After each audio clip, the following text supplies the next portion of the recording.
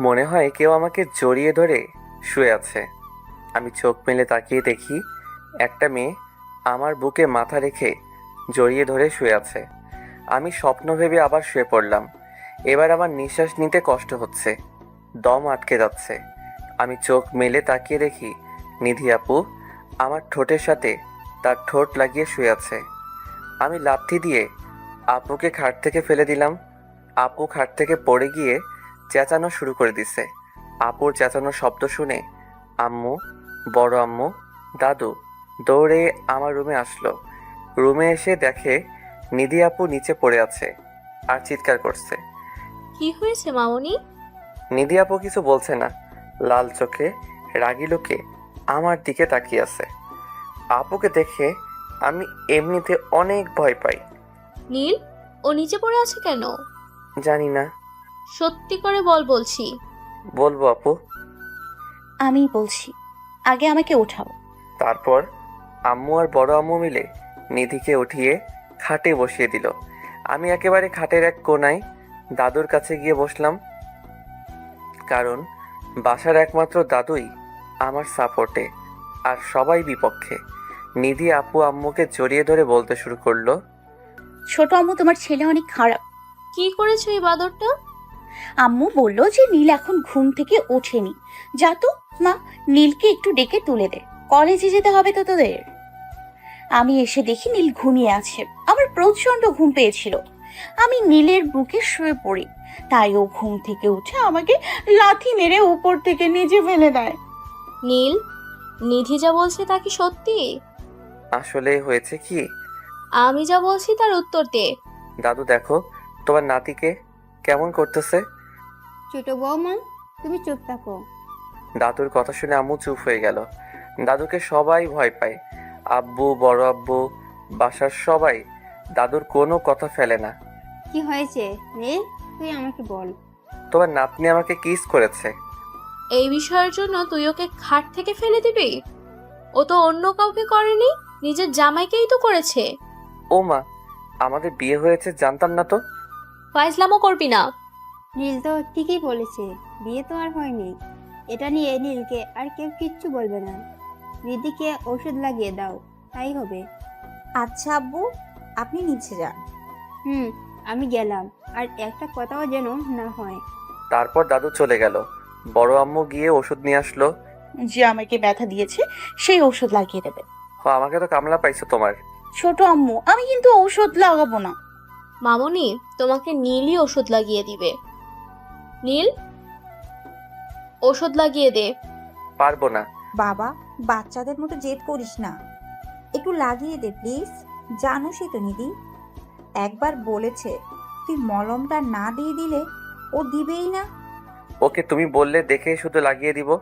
আমার সোনা ছেলে, এই বলে আমার কপালে একটা চুমু দিয়ে আম্মু আর বড় আম্মু চলে গেল। তারপর নিধি আপু আমার কাছে এসে বসলো। নিধি আপু আমার দিকে একভাবে তাকিয়ে আছে। নিধি আপুর এই লোকটা দেখে আমি পাগল হয়ে যাই। সে কি বোঝে না নাকি বুঝতে চায় না? আপু কোথায় ব্যথা পেয়েছো? কোমরে। ছি ছি আপু, আমি তোমার কোমরে হাত দিতে পারবো না। কেন? আমার লজ্জা করে। আহারে লজ্জাবতী রে। বিয়ের পরে তো সবই দেখবি। প্লিজ এসব কথা বলিও না, আমার অনেক লজ্জা করে। বলবো না, তাহলে ঔষধ লাগিয়ে দে। তারপর আমি পিছন থেকে আপুর জামাটা একটু উপরের দিকে তুলে দিলাম। দেখি কালো জখম হয়ে আছে, মনে হয় অনেক ব্যথা পেয়েছে। দেখে আমারই মায়া লাগতে লাগলো। লাথিটা মারা ঠিক হয়নি, আমি বা কি করব? আমি তো প্রচণ্ড ভয় পেয়ে গেছিলাম। আপনারাই বলেন, ঘুম থেকে উঠে হঠাৎ করে এই রকম দেখলে যে কেউ ভয় পেয়ে যাবে। তারপর আমি আপুর কোমরে হাত রাখলাম। আপু কেঁপে উঠলো। আমি আপুর কোমরে ওষুধ লাগিয়ে দিলাম। অনেক ব্যথা পেয়েছো তাই না? তেমন একটা না। সরি, ঘুম থেকে উঠে এমন কিছু দেখে ভয় পেয়ে গেছিলাম। তোর হাতের ছোঁয়া পেয়ে সব ব্যথা ঠিক হয়ে গেছে। আজকে তো তাহলে তুমি কলেজে যাবে না? না। তাহলে আপু তোমার রুমে গিয়ে রেস্ট করো, আমি ফ্রেশ হয়ে কলেজে যাই। তারপর আপু এমন একটা কথা বললো যা শুনে আমার মাথা ঘুরে গেল। জানি না আজকে কপালে কি আছে। আজকে তুইও কলেজে যেতে পারবি না। কেন? আমাকে ব্যথা দিয়েছে কে? আমি তাহলে আমার সেবা করবে কে? আমি কি বলে ফেললাম রে? আজকে সারাদিন তুই আমার সাথেই থাকবি। আমার কলেজে একটা দরকারি কাজ আছে। তোর দরকারি কাজ আমার জানা আছে। তোর কাজেই তো মেয়েদের সাথে লুতুপুতু করা। না আপু, আজকে আমাকে কলেজে যেতে হবে। একবার না করেছি তো না। ওকে, জানি আর হাজার বললেও কাজ হবে না, তাই আমি ওয়াশরুমে চলে গেলাম ফ্রেশ হতে।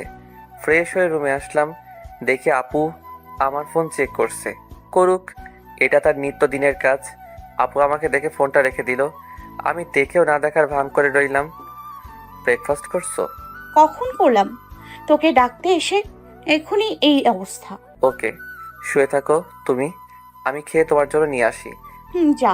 তারপর আমি নিচে চলে আসলাম। নিচে এসে ডাইনিং টেবিলে বসলাম। বড় আম্মু এসে খাবার সার্ভ করে দিল। আমি খেয়ে আপুর জন্য খাবার দিতে বললাম। বড় আম্মু খাবার দিল। আমি খাবারের প্লেট নিয়ে আমার রুমে চলে আসলাম। রুমে এসে আপুকে বললাম, খেয়ে নাও। খাবো না। কেন? কেউ যদি খাইয়ে দিত তাহলে খেতাম। এত ন্যাকামো না করে ডিরেক্ট বললেই তো হয় খাইয়ে দিতে হবে। আমার বলতে হবে কেন? তুই বুঝিস না? না, হাত ধুয়ে আমি প্লেট হাতে নিলাম। আপু এগিয়ে আমার দিকে এসে বসলো। আমি এক লোকমা আপুকে খাইয়ে দিলাম। তারপর আস্তে আস্তে সবগুলো খাবার শেষ করলো আপু। খাওয়ার সময়ও তার দুষ্টুমি করতে হয়। প্রত্যেকটা আঙুলে কামড় দিছে শয়তান মাইয়া। আমি প্লেট নিচে দিয়ে আসলাম, আবার রুমে আসলাম। ঘুমাও এখন। না। কি করবে এখন? গল্প করব। তাহলে চলো বেলকনিতে যাই। আমি কি একা যেতে পারবো নাকি? না, আসো। তারপর নিধি আপুকে নিয়ে আমি বেলকনিতে চলে গেলাম। বেলকনিতে বসে আমি আর আপু গল্প করতে লাগলাম। কথার মাঝখানে আপু হেসে উঠল। আপুর গালে একটা টোল আছে, এটা আমার ক্রাশ। আমি আপুর গালের টোলটা দেখতে লাগলাম। কি দেখিস এমন করে? কিছু না। বল বলছি। তোমার টোলটা আমার অনেক ভালো লাগে। আমাকে ভালো লাগে না? তোমাকেও ভালো লাগে আপু হিসেবে। কুত্তা, আমি কি বোন হিসেবে ভালো লাগতে বলছি? তাহলে? বউ হিসেবে। ও, আমাদের গল্প করতে করতে দুপুর হয়ে গেল। আপু ব্যথা কমেনি? হ্যাঁ, কমেছে। যাও, দুপুর হয়ে গেছে, ফ্রেশ হও। ওকে। তারপর আপু চলে গেল। আমিও ওয়াশরুমে চলে গেলাম। ওয়াশরুমে গিয়ে শাওয়ার নিয়ে বের হলাম। তারপর ড্রেস চেঞ্জ করলাম। একটু পরে লাঞ্চ করার ডাক পড়লো। আমি লাঞ্চ করতে চলে গেলাম। যেয়ে দেখি আপু আসেনি। আমি আবার আপুর রুমে গেলাম ডাকতে। দেখি আপু আয়নার সামনে বসে চুলগুলা শুকাচ্ছে। এতক্ষণ লাগে তোমার? একটু বস। ওকে। আপুর মোবাইলটা খাটের উপরে আমি হাতে নিলাম। ওয়ালপেপারেই আমার পিকটা দেওয়া। আমি গ্যালারিতে ঢুকলাম। বেশি পিকই আমার আর আপুর, আর কারোর তেমন কোনো পিক নেই। হয়ে গেছে, চল। চলো। তারপর আমি আর নিধি আপু নিচে চলে গেলাম লাঞ্চ করতে। লাঞ্চ করে এসে আমি আমার রুমে চলে আসলাম। রুমে এসে দেখি রানা কল দিছে 3 বার। রানা হলো আমার ফ্রেন্ড। আমি কল ব্যাক করলাম। হ্যাঁ রানা, বল। আজকে কলেজে আসলি না যে? আপু আসতে দেয়নি। ও, ওকে। আজকে বিকেলে ঘুরতে যাব, আচ্ছা। মনে থাকে যেন। থাকবে। তারপর আমি শুয়ে পড়লাম। চোখ বন্ধ করে শুয়ে আছি। কখন যে ঘুমিয়ে পড়েছি নিজেও জানি না। বিকেলে আপু আমার রুমে আসলো, দেখলো যে আমি ঘুমিয়ে আছি। এই নীল, ওঠ না। কেন? বাসায় বোরিং লাগছে, বাইরে যাব। তো যাও। আমি কি একা একা যাব নাকি? তো তারপর আপু যা বললো তা শুনে মাথা খারাপ হয়ে গেল। আল্লাহ উঠায় নাও আমাকে। কিসের একটু ব্যথা পাইছে সেটা নিয়ে পড়ে আছে সারাটা দিন। তুইও আমার সাথে যাবি? পারবো না। দেখ, তোর জন্য আজকে কলেজে যেতে পারিনি, তাই আমাকে বাইরে তুই নিয়ে যাবি। আসলে আপু আজকে জয়দের সাথে ঘুরতে যাওয়ার কথা ছিল। আমার চাইতে ওরা তোর কাছে বড় হয়ে গেল। ওদের সাথে না গেলে ওরা রাগ করবে আপু। করুক, তাতে আমার কি? আপু একটু বুঝতে চেষ্টা করো। না, তুই রেডি হ, আমি রেডি হয়ে আসতেছি। এই বলে নিধি আপু চলে গেল। এখন কিছু করার নাই, আমাকে যেতেই হবে। না গেলে মাথা খারাপ করে দিবে। আমি বিছানা থেকে উঠে ওয়াশরুমে চলে গেলাম। ওয়াশরুমে গিয়ে ফ্রেশ হয়ে রুমে চলে আসলাম। তারপর আমি কাপড় চেঞ্জ করলাম। আমার রেডি হওয়া শেষ। আপুর জন্য ওয়েট করতে লাগলাম। অনেক সময় ধরে আপুর জন্য ওয়েট করতেছি, এখনো আসার কোনো খবর নাই। আমি আপুর রুমে চলে গেলাম। গিয়ে দেখি নিধি আপু আয়নার সামনে বসে চোখে কাজল দিচ্ছে। আপু, চোখের কাজলটা একটু গাঢ় করে দিও প্লিজ। এই কথা শুনে আপু চোখের কাজল অনেকটা গাঢ় করে দিল। তারপর আপু ঠোঁটে লিপস্টিক দিল। এই লিপস্টিকটা আমার একদম পছন্দ না। এমনিতে আপুর ঠোঁট জোড় অনেক সুন্দর আর গোলাপি। লিপস্টিক দিলে আপুর ঠোঁটের সুন্দরটা নষ্ট হয়ে যায়। আমি রেডি। হয় নাই এখনো? আর কি করতে হবে? তোমার লিপের লিপস্টিকটা পরিষ্কার করো, বাজে দেখা যায়। তুই পরিষ্কার করে দিলেই তো হয়। সব সময় শুধু ফাইজলামো। ওকে, এতে রাগার কি আছে? এক্ষুনি পরিষ্কার করে দিচ্ছি। হুম। আপু টিস্যু দিয়ে লিপস্টিক পরিষ্কার করে ফেললো। এখন আয়নার সামনে দাঁড়িয়ে দেখো কত সুন্দরী লাগতেছে। এমনিতেই তোমার লিপ আমার ভালো লাগে, আর কখনো লিপস্টিক দেওয়ার দরকার নাই। আপু শুধু মুচকি হাসি দিয়ে মাথা নাড়ালো। এখন চল। ওকে। তারপর আমি আর আপু বাসার সবাইকে বলে বের হলাম। আমি গিয়ে গাড়িতে বসলাম। দে না, আমি ড্রাইভ করি। আমি চাই না আমার বউ বিয়ের আগে বিধবা হোক। মানে? তুমি গাড়ি চালালে আমার মরণ নিশ্চিত। কি সব ফালতু কথা বলিস? এসব আর বলবি না প্লিজ। ওকে ওকে, আর বলবো না। আমি ড্রাইভ করতে লাগলাম। আপু জয়দেরও ডেকে নেই, আমরা একসাথে ঘুরতে যাব। না, দরকার নেই, আমি তোর সাথে একা সময় কাটাতে এসেছি। ওকে, কুল কুল। এত রেগে বলার কি আছে? এমন কথা বলস যে রেগে কথা বলতেই হয়। আচ্ছা এসব রাখো, বলো কই যাবে? মানুষ যেখানে গিয়ে প্রেম করে আমরা সেখানে যাব। আজব, আমরা কি প্রেমিক প্রেমিকা নাকি? হ্যাঁ। কখনোই না, আমরা ভাই বোন। দেখ, এই কথাটা যদি আর একবার বলিস তাহলে কিন্তু খুব খারাপ হয়ে যাবে। আচ্ছা আর বলবো না, চলো কফি শপে যাই। ওকে। তারপর আমরা কফি শপে চলে গেলাম। ওয়েটার আসলো। স্যার, কফি খাবেন? 2টা হট কফি দেন। খেতে জানি 1 ঘন্টা সময় লাগে। Okay ma'am. ওয়েটার চলে গেল। নীল, একটা জিনিস খেয়াল করেছিস? প্রেম করার জন্য কিন্তু কফি শপ পারফেক্ট। আমি কি কখনো করছি নাকি? জানবো কি করে? দেখুস নাই সবাই গার্লফ্রেন্ড বয়ফ্রেন্ড নিয়ে ব্যস্ত? হ্যাঁ। ওয়েটার এসে কফি দিয়ে গেল। আমরা খেতে লাগলাম। আপু অনেক রোমাঞ্চকর চাহনিতে আমার দিকে তাকিয়ে আছে আর কফি খাচ্ছে। তখনই আমার ফোনটা বেজে উঠল। পকেট থেকে বের করে দেখি রানা কল দিছে। হ্যালো, কই তুই? একটু মার্কেটে আসছি। আজকে না আমাদের ঘুরতে যাওয়ার কথা? আপুকে নিয়ে আসছি। শপিং করবে আপু। ও, বুঝতে পারছি। কি বুঝলি? এই যে তোরা দুজন শপিং করতে গেছিস। আচ্ছা রাখি। বাই। কে কল দিয়েছিল? রানা। ভালো কথা মনে করেছিস। আমার শপিং এ যেতে হবে। মনে হয়েছে এখন? হুম। আমি যাব না তোমার সাথে। শপিংয়ে গেলে আমি বিরক্ত হয়ে যাই। আই, আজকে আর বিরক্ত করব না। তোমার শপিংয়ের ব্যাগগুলো তোমার হাতেই রাখবে। আচ্ছা চল এখন। আমি আর আপু বিল মিটিয়ে কফি শপের বাইরে আসলাম। বিলটা আপুই দিছে, আমাকে কখনো দিতে দেয় না। আমি আর আপু শপিং মলে চলে গেলাম। আপু কেনাকাটা করতে লাগলো, আমিও আপুর পিছনে পিছনে ঘুরতে লাগলাম। আপুর হাতে অনেকগুলা ব্যাগ। ওটা দেখে আমার মায়া হলো, তাই ব্যাগগুলো নিজের হাতে নিলাম। আপু মুচকে একটা হাসি দিল। আপু শপিং করা শেষ। আমরা শপিং মল থেকে বের হতে যাব, তখন একটা মেয়ে এসে আমাকে জড়িয়ে ধরলো। আমি তো শেষ। আজকে আপুর হাত থেকে আমাকে কেউ বাঁচাতে পারবে না। সাথে সাথে আপুর চোখ মুখ রাগে লাল হয়ে গেল। আমি তাকিয়ে দেখি এ তো তানহা, আমার স্কুল ফ্রেন্ড। ও এখানে আসলো কি করে? নিধি আপু তো এমনভাবে আমার দিকে তাকিয়ে আছে, মনে হয় আজকে পানি ছাড়াই আমাকে গিলে খাবে। আমি তানহাকে আমার বুক থেকে উঠালাম। কেমন আছিস নীল? আমি তো ভালো আছি। তা হঠাৎ করে কোথা থেকে উদয় হলি? আমি দেশে এসে পড়েছি, এখানেই স্টাডি করব, বাইরে আর যাব না। সে তো খুব ভালো কথা। একদমই ভুলে গেছিস তো? কতদিন ধরে কোনো কলও দিসনি, ফেসবুকেও নক করিস নাই। আসলে একটু ব্যস্ত হয়ে পড়েছি রে, তাই যোগাযোগ নেওয়া হয়নি। ইনি কে? নিধি আপুর দিকে তাকিয়ে কথাটা বলল। আমার তো এতক্ষণ খেয়ালই ছিল না নিধি আপু আমাদের সাথে আছে। নিধি আপুর চোখ লাল হয়ে আছে, আরেকটু হলেই কান্না করে দিবে। ইনি সেই নিধি আপু। হাই আপু। হাই। নীলের মুখে আপনার কথা অনেক শুনেছি, আপনার এত প্রশংসা শুনেছি, আপনাকে দেখার অনেক ইচ্ছা ছিল। কি শুনছো? আপনি অনেক ভালো দেখতে, অনেক কিউট।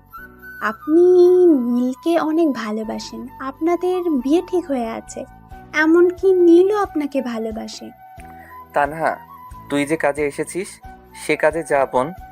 আপু হুম। লজ্জা পেলে তোমাকে অনেক সুন্দর লাগে। যা হবিস। এই বলে আপু হাঁটা শুরু করলো। আমিও আপুর সাথে সাথে হাঁটতে লাগলাম। আপু গিয়ে গাড়িতে বসে পড়ল। আমিও গিয়ে গাড়িতে বসলাম। বাসায় যাবা নাকি আরও কোথাও যাবা?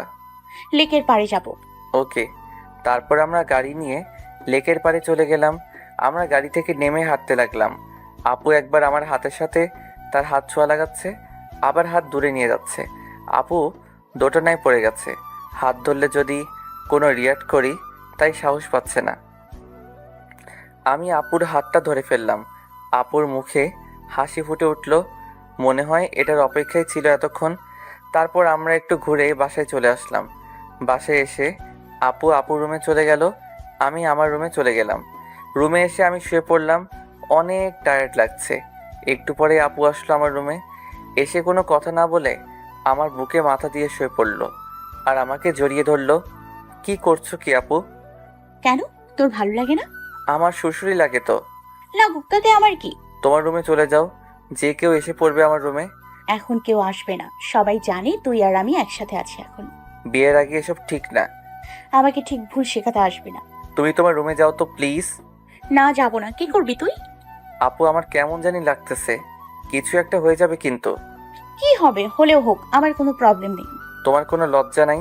তোর কাছে আবার কিসের লজ্জা? আমি কিন্তু এখন কিছু করে বসবো। তোর দ্বারা কিচ্ছু হবে না, তুই কিছু করতেও পারবি না।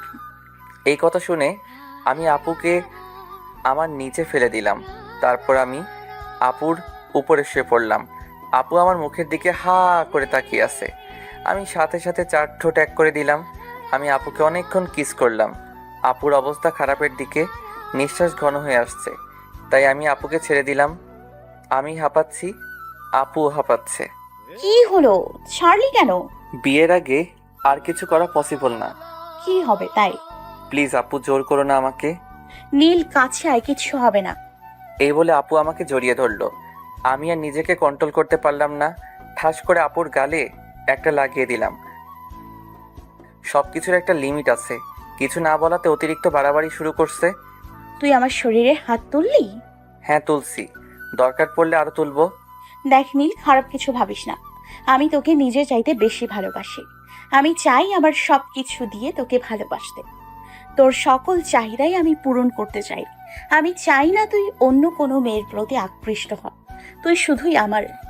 তোকে আমার করে পাওয়ার জন্য আমি সব কিছু করতে পারি। কেঁদে কেঁদে কথাগুলো বলল আপু। আপুর চোখের পানি দেখে আমার মনটা একেবারে খারাপ হয়ে গেল। থাপ্পড়টা না দিলেও পারতাম। কিসের জন্য নিজের রাগকে কন্ট্রোল করতে পারি না আমি। তারপর আমি আপুকে জড়িয়ে ধরলাম। নিধি আপু আমাকে অনেক শক্ত করে জড়িয়ে ধরলো। দেখো, আমি এমন কোনো কাজ করতে চাই না যেটা করলে তোমার প্রতি ইন্টারেস্ট কমে যায়। আর বিয়ের আগে এসব ফিজিক্যাল রিলেশন হলে তোমার প্রতি থেকে আমার মন উঠে যাবে। আর রিয়েল ভালোবাসায় এসব কখনো হয় না। কিন্তু আমার যে ভয় হয়। কিসের ভয়? তুই যদি আমাকে ভুলে যাস। আরে পাগলি, আমি তোমাকে ভুলবো কেন? সত্যি তো? এটাই বুঝি না, কলেজের সেরা সুন্দরী মেয়ে হয়েও তুমি যে আমার মাঝে কি পাইছো সেটা একমাত্র তুমিই জানো। এত কিছু তোর জানতে হবে না, শুধু কথা দি, মৃত্যুর আগ পর্যন্ত তুই আমার সাথে থাকবি। ওকে, কথা দিলাম। যদি এসব ভুলে যাস কখনো। তোমার মতো এত সুন্দর মেয়েকে কি কেউ ভুলতে পারবে? তুমিই বলো। না, তোকে দিয়ে বিশ্বাস নেই। তোর পেছনে আমার চাইতে আরো সুন্দরী মেয়ে লাইন দিয়ে আছে। যদি কখনো তাদের আশেপাশে দেখি তোকে, তাহলে তোর খবর আছে। ওকে, ডিনার করবে না? তোর থাপ্পড় খেয়ে আমার পেট ভরে গেছে। খাওয়াতে হলে অন্য কিছু খাওয়া। অন্য কিছু কি? এই তো মিষ্টি জাতীয় কিছু। ওকে, কালকে ভার্সিটিতে যাওয়ার সময় খাওয়াবো। কুত্তা কিছু বুঝিস না তাই না? মিষ্টি তোর কাছে আছে। আজব, আমি কি মিষ্টি বানাই না কি যে আমার কাছে থাকবে? দাঁড়া, তোকে দেখাচ্ছি মজা। এই বলে আপু আমার ঠোঁটের সাথে আপুর ঠোঁট মিলিয়ে দিল। ছোট করে একটা কিস করলো। বিয়ের পর আমার কিছু খেতে হবে না। কেন? তোমার আদর খেয়ে আমার পেট ভরে যাবে। আমার এই ভালো, রান্না করতে হবে না। এখন যাও ডিনার করতে। তুই যাবি না? চলো। তারপর আমি নিচে চলে গেলাম। নিধি আপু বলল, তুই যা, আমি আসতেছি। এই বলে আপু রুমে চলে গেল। আমি নিচে চলে গেলাম। দেখি আব্বু, বড় আব্বু এসেছে অফিস থেকে। এসে দুজনে খবর দেখছে টিভিতে। নীল, এদিকে আসো। আজকাল তোমার দেখাই পাওয়া যায় না। মাঝে মাঝে অফিসেও তো একটু যেতে পারো। আমি আর তোমার আব্বু কতদিন সামলাবো আর? বড় আব্বু আগে পড়াশোনা শেষ হোক। পড়াশোনার পাশাপাশি একটু ব্যবসাতেও হাত লাগাবা। ওকে সময় পেলে অফিসে যাব। আমার মামুনি কোথায়? মহারানী কোথায় আমি কি করে বলবো? ও নাকি আজকে ব্যথা পেয়েছে? হ্যাঁ একটু। কি করে ব্যথা পেল? কি বলবো খুঁজে পাচ্ছি না। যদি আব্বু শুনে আমার জন্য ব্যথা পেয়েছে তাহলে আজকে আর আস্ত রাখবেন আমাকে। তখনই নিধি আপু এসে বলল, হোঁচট খেয়ে পড়ে গেছিলাম। একটু দেখে চলাফেরা করবে তো মামুনি? সরি ছোট আব্বু, আর এমন হবে না। তখনই বড় আম্মু সবাইকে খেতে ডাকলো। আমি, আব্বু, বড় আব্বু, নিধি আম্মু টেবিলে বসলাম। বড় আম্মু খাবার সার্ভ করে দিতে লাগলো। তারপর বড় আম্মু বসলো। আমরা টুকটাক কথা বলছি আর খাবার খাচ্ছি। তখনই আম্মু বলল, নিধি, তোমার গালে এটা কিসের দাগ? ও কিছু না ছোট আম্মু। হাতের আঙুলের দাগ মনে হচ্ছে। আসলে হয়েছে কি, নীল মেরেছে তাই না? নীল, তুই ওর গায়ে হাত তুলেছিস কেন? ছোট আম্মু প্লিজ থামো, আমার জামাই আমাকে শাসন করেছে, এতে প্রবলেম কি?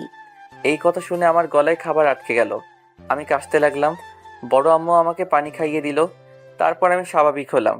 এই মেয়েটার মধ্যে কি আল্লাহ একটু লজ্জা শরম দেয় নাই? নিধি আপুর কথা শুনে সবাই হা হা করে তাকিয়ে আছে।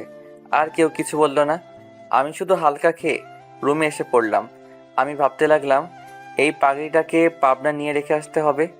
এসব ভাবতে ভাবতে ঘুমিয়ে পড়লাম। সকালে নিধি আপু এসে আমাকে ডেকে তুলল। এখনই কয়টা বাজে? ডাকতেছো কেন? ভার্সিটিতে যেতে হবে না মনে হয়? সময় হয়েছে। প্রায় 9টা বাজে। এতক্ষণে কি বলো? আরো আগে ডাক দিবে না? এই বলে আমি ওয়াশরুমে চলে গেলাম। ওয়াশরুমে গিয়ে শাওয়ার নিয়ে রুমে চলে আসলাম। রুমে এসে দেখি নিধি আপু রুমে নেই, হয়তো রেডি হচ্ছে। আমি রেডি হয়ে নিধি আপুর রুমে চলে গেলাম। আপুরও রেডি হওয়া শেষ। আমরা দুজনে নিচে চলে আসলাম। আম্মু, বড় আম্মু আমরা গেলাম। নাস্তা তো করে যা। বাইরে করে নিব, এখন সময় নেই। ওকে, সাবধানে যাবে। বাই। তারপর আমরা গাড়ি নিয়ে বেরিয়ে পড়লাম। আমি ড্রাইভিং করতে লাগলাম। আমরা ভার্সিটি যাওয়ার পরে একটা রেস্টুরেন্টে গিয়ে সকালে নাস্তা সেরে ফেললাম। তারপর আমরা ভার্সিটিতে চলে গেলাম। ভার্সিটিতে গিয়ে আমি গাড়ি পার্ক করলাম। আমরা গাড়ি থেকে নেমে গেলাম। কোনো মেয়ের আশেপাশে জানি না দেখি। যা ক্লাসে যা। তুমি আগে যাও। তারপর নিধি আপু ক্লাসে যেতে লাগলো।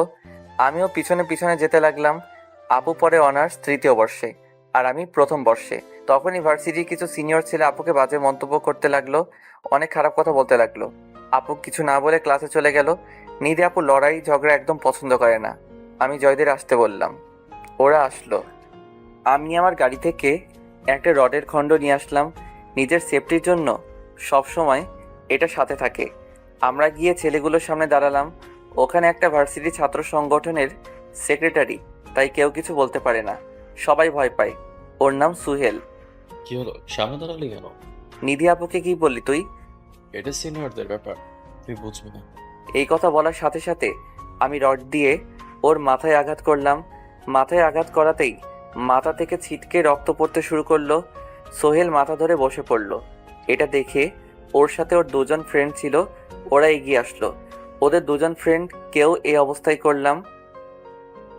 তারপর সোহেলকে আমি কলারে ধরে দাঁড়া করালাম। কি বলছিলি? আমি ছোট তাই না? দেখ, আমার সাথে কাজটা কিন্তু তুই ঠিক করছিস না, পরে পস্তাবি। পরেরটা কখনো আগে ভাবে না এই নীল। তুই বুঝতেও পারছিস না কি হবে তোর। এই কথা বলাতে লাথি মেরে সোহেলকে ফেলে দিলাম। এতক্ষণে ভার্সিটির অনেক স্টুডেন্ট আমাদের কাহিনী দেখতেছে। আমি বলতে শুরু করলাম, সিনিয়র দেখে তোদের মতো মানুষরূপী জানোয়ারদের সম্মান করি, না হলে তোর মতো ছেলেদের ব্যবস্থা নেওয়া আমার হাতের মামলা। তুই কি হয়েছিস? তোর চাইতে বড় বড় পাপীরা এই নীলকে ছাড়িয়ে সবসময় বাপ ডাকে, খোঁজ নিয়ে দেখিস। আমি আবার রডটা হাতে নিলাম। সোহেলের পায়ে একটা আঘাত করলাম। প্লিজ মাফ করে দে, কখনো এমন করবো না, এবারের মতো মাফ করে দে। কেন? টিজ করার সময় মনে ছিল না তোর? তোদের মতো মানুষদের মাফ করলে পাপ হবে। এই বলে ওর আরেক পাতে একটা আঘাত করলাম। হঠাৎ নিধি আপু কোথা থেকে দৌড়ে এসে আমাকে টেনে নিয়ে যেতে লাগলো। আমি আপুর হাত ছাড়িয়ে নিলাম, আবার গিয়ে সোহেলের বুকে লাথি মারলাম। পরিস্থিতি স্বাভাবিক করার জন্য আপু এসে আমাকে জড়িয়ে ধরলো। আপুর ছোঁয়া পেয়ে আমার সব রাগ উধাও হয়ে গেল। কলেজের সবাই তো অবাক হয়ে তাকিয়ে আছে। সিনিয়র মেয়ে হয়ে জুনিয়র ছেলেকে এইভাবে জড়িয়ে ধরে আছে। গ্যাঞ্জামের কথা শুনে কলেজের ভিপি আসলো। কলেজের ভিপি হলো জয়ের বড় ভাইয়া, ওনার নাম রায়হান। সোহেল গিয়ে রায়হান ভাইয়াকে অনেক ভুলভাল বোঝাতে লাগলো। আমি হাসতে লাগলাম। রায়হান কোনো কথা না বলে ডিরেক্ট আমার সামনে আসলো। কি হয়েছে নীল? ভাইয়া, ও নিধি আপুকে টিচ করেছে। ওকে, তোমরা যাও, আমি সব সামনে নিব। ধন্যবাদ ভাইয়া। তারপর রায়হান ভাই ও সোহেলকে কিছুক্ষণ কেলানি দিল। নিধি আপু আমাকে নিয়ে ক্যান্টিনে চলে আসলো। আমাদের সাথে জয়, রানা, রাজু আর নিধি আপুর কিছু বান্ধবী আসলো। আমরা গিয়ে একটা টেবিলে বসলাম। তোকে ওদের সাথে ঝামেলা করতে কে বলেছে? ওরা তোমাকে বাজে কথা বলবে, আমি চেয়ে চেয়ে দেখবো? ওরা বখাটে ছেলে, যদি পরে তোর কোনো ক্ষতি করে। দেখো আপু, তুমি ভালো করেই জানো আমার সামনে ওরা কিছুই না। শুধু তোমাকে কথা দিয়েছি বলে জ্ঞানজাম করি না। না, তোর এসব করতে হবে না। তোর কিছু হলে বাঁচতে পারবো না আমি। যা ক্লাসে যা এখন। তুমি যাও, আমি একটু পরে যাব। ওকে। আপু ক্লাসে চলে গেল। আমরা ক্যাম্পাসে চলে গেলাম।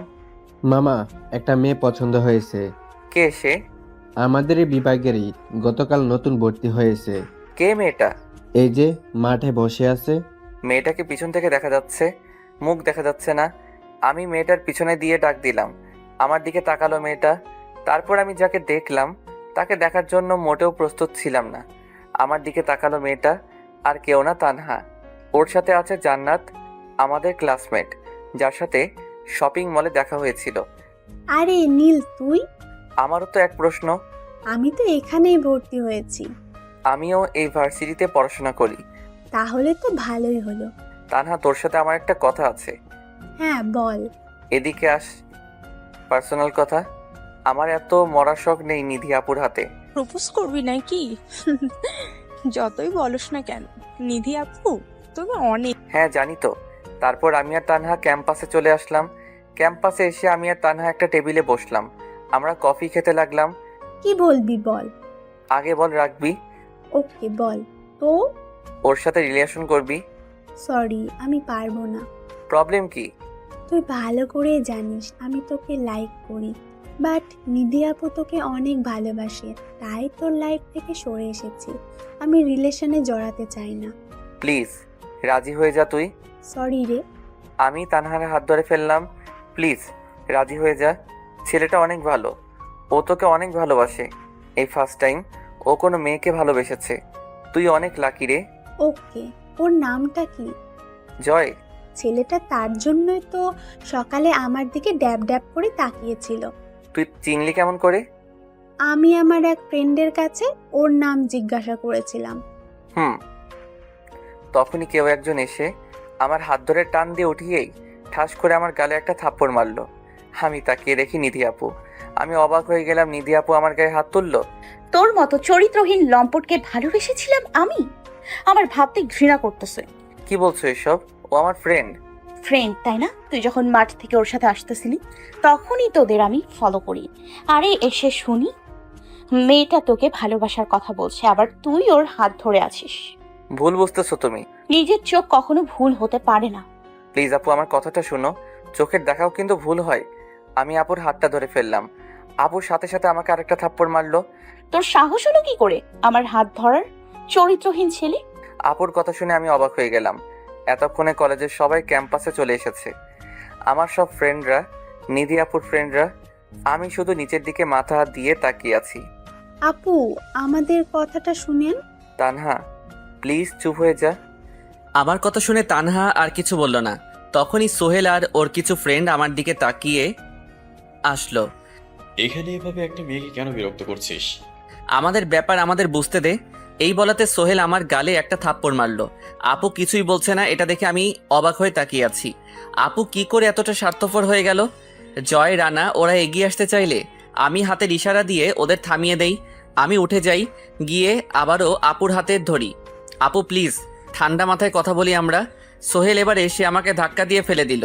আবার তুই মেয়েটাকে বিরক্ত করছিস? প্লিজ আমাদের কথার মাঝখানে তুই আসিস না। এত সহজে তোকে ছেড়ে দেব? এই বলে সোহেল আমাকে মারতে লাগলো। আমি শুধু আপুর দিকে তাকিয়ে আছি। কি করে পারলো এতটা স্বার্থপর হতে? মায়ের খাওয়াতে যতটা কষ্ট না হচ্ছে তার চাইতে বেশি কষ্ট হচ্ছে আপুর এমন বিহেভিয়ারে। আমার ফ্রেন্ডরা আর সহ্য করতে না পেরে সোহেলকে ধাক্কা দিয়ে ফেলে দিয়ে আমাকে টেনে ওঠালো। তখনই ক্যাম্পাসে প্রিন্সিপাল সহ আরও স্যার আসলো। কি হচ্ছে নীল এখানে? তোমার এই অবস্থা কেন? আমি বলছি স্যার, এখানেও নিধিকে বিরক্ত করছিল, হাত ধরছিল চোট করে। তাই এসব সহ্য না করতে পেরে এমন করেছি স্যার আমরা। কিন্তু নিধির চাচাতো ভাই তো নীল। তারপর নিধি আপু এমন একটা কথা বলল যা শুনে আমার মাথায় আকাশ ভেঙে পড়ল। তাই বলে কি যা ইচ্ছে তাই করবে, যখন খুশি হাত ধরবে? নিধি আপুর এই কথা শুনে আমি ক্যাম্পাস থেকে চলে আসলাম। পিছন থেকে আমার ফ্রেন্ডরা আমাকে ডাকতে লাগলো। আমি কারো ডাকে সাড়া না দিয়ে কলেজের পুকুর পাড়ে চলে আসলাম। পুকুর পাড়ে এসে সিঁড়িতে বসে পড়লাম। চোখে হাত দিয়ে দেখি পানি। হ্যাঁ, আজকে চোখের পানি অটোমেটিক পড়ছে, কোনো বাদ বাঁধছে না। আমি মাথা নিচের দিকে দিয়ে বসে আছি আর কিছুক্ষণ আগের ঘটে যাওয়া ঘটনার কথা ভাবছি। কি থেকে কি হয়ে গেল। সব সুখ সবার কপালে সয় না, আজকে তার প্রমাণ পেলাম। আমার কাঁধে কেউ হাত রাখলো। পিছনে তাকিয়ে দেখি তানহা, ওর সাথে জয়, রানা, রাজু আছে। জয় এসে আমার পাশে বসলো। ওকে, সাবধানে থাকিস। সরি। আরে সরি কিসের জন্য? আমার জন্যই নিধি আপু তোকে ভুল বুঝলো। আরে না, এটা আমার কপালে ছিল। না রে, তার আর দরকার নেই। কেন? দেখ, ভালোবাসা টিকে থাকে বিশ্বাস উপর নির্ভর করে। সে যদি আমাকে ভালোবাসতো, বিশ্বাস করতো, তাহলে আমার কথাটা শুনতো। নিধি আপু তোকে অনেক ভালোবাসে, তাই হয়তো তোকে ভুল বুঝতে সময় লাগেনি। তোদের ওই অবস্থায় দেখে তার রাগ উঠে গেছে। জানিসই তো সে একটু না অনেকটাই রাগী। প্লিজ ওনার কথা এখানে আর বলবি না। আর জয়, আমি এখন তোদের বাসায় যাব, বিকালে ওখান থেকে নানুর বাসায় চলে যাব। ব্যাপারটা ঠান্ডা মাথায় ভাবলে হতো না?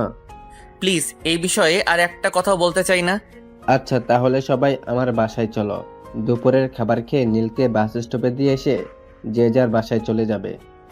ওকে, তাই কর। মিস তানহা, আপনার কি আমার বাসায় যেতে কোনো প্রবলেম হবে? না, আমার কোনো প্রবলেম নেই। শালা এখনো কিসের আপনি আপনি বলস আর তুমি করে বলবি। আর তোর লাইনটা ক্লিয়ার। আমাদেরটা না হয় হলো, বাট আমাদের জন্য তোকে নিধি আপু কতটা ভুল বুঝলো। আরে বাদ দে সব। তার মানে তানহা তুমি রাজি? আমি নীলের কোনো কথা ফেলি না। এই বলাতেই জয় তানহাকে জড়িয়ে ধরলো। হঠাৎ করে জড়িয়ে ধরাতে তানহা অনেকটা অপ্রস্তুত হয়ে গেল। তানহা আমার দিকে তাকিয়ে আছে। আমি ইশারা দিয়ে তানহাকেও জড়িয়ে ধরতে বললাম। তারপর তানহাও জড়িয়ে ধরল। রোম্যান্স পরেও করতে পারবি, এই বলাতেই দুজন দুজনকে ছেড়ে দিল। তারপর আমি বললাম, হইছে, এত লজ্জা পেতে হবে না। তারপর জয় ওর আম্মুকে ফোন দিয়ে বলল, আমরা ওদের বাসায় যাচ্ছি। আমি পিছনের গেট দিয়ে বাহির হচ্ছি, তোরা গাড়ি নিয়ে সামনের গেট দিয়ে বের হ। ওকে। যাওয়ার সময় রানার কাছে গাড়ির চাবি পাঠিয়ে দিলাম। আপুকে জানি চাবিটা দিয়ে যাই। তারপর আমি পিছনের গেট দিয়ে বের হলাম। আবার আমার নিধি আপুর কথা মনে হলো, মনটা খারাপ হয়ে গেল। জয়ের গাড়ি আমার সামনে নিয়ে আসলো। তানহা জয়ের পাশের সিটে বসেছে, আমি, রানা, রাজু পিছনে বসলাম। সারা রাস্তা আমি একটা কথাও বলি নাই। ওরা অনেক কথা বলানোর চেষ্টা করেছে, বাট ব্যর্থ হয়েছে। ওরাও এখন চুপ করে আছে। জয়ের বাসার সামনে গিয়ে গাড়ি দাঁড়িয়ে পড়ল। আমি গাড়ি থেকে নেমে কারো অপেক্ষা না করে হাঁটা শুরু করলাম। বাসার সামনে গিয়ে কলিং বেল বাজালাম। জয়ের ছোট বোন এসে দরজা খুলে দিল। জয়ের ছোট বোনের নাম রাইসা, ক্লাস 10-এ পড়ে। কেমন আছো নীল ভাইয়া? আলহামদুলিল্লাহ ভালো, তুই কেমন আছিস পিচ্ছি? অনেক ভালো। আমার চকলেট কই? আসলে হুট করে এসেছি তো, তাই আনা হয়নি। ওকে, ভিতরে আসো। জয়রাও এসে পড়লো, তাই ওদের সাথে একসাথে ভিতরে গেলাম। রাইসা তানহার সাথে পরিচয় হলো। আন্টি কোথায়? কিচেনে। আমরা কিচেনে চলে গেলাম। দেখি আন্টি রান্না করতেছে। আন্টির সাথে কৌশল বিনিময় করলাম। তানহার সাথে আন্টিকে পরিচয় করিয়ে দিলাম। আমরা জয়ের রুমে চলে গেলাম। জয়ের রুমে গিয়ে আমরা বসে আছি। রাইসা আসলো রুমে কফি নিয়ে, সবাইকে কফি দিল। ভাইয়া, সত্যি কি তানহা আপু তোমার ফ্রেন্ড নাকি অন্য কিছু? মানে? না, আসলে গাড়ি থেকে নামলে যেভাবে গাড়ির দরজা খুলে দিলে মনে হয় তোমার স্ত্রী। বেশি পেকে গেছিস তাই না? সবাই আড্ডা দিতে লাগলো। আমি চুপ করে বসে আছি, ওরা কথা বলছে। একটু পরে আন্টি আসলো। আন্টি এসে আমাদের সাথে একটু আড্ডা দিতে লাগলো। আন্টি চলে গেল। আমার ফোনটা বেজে উঠলো। দেখি আম্মু কল দিছে। আম্মু বলো। কোথায় তুই?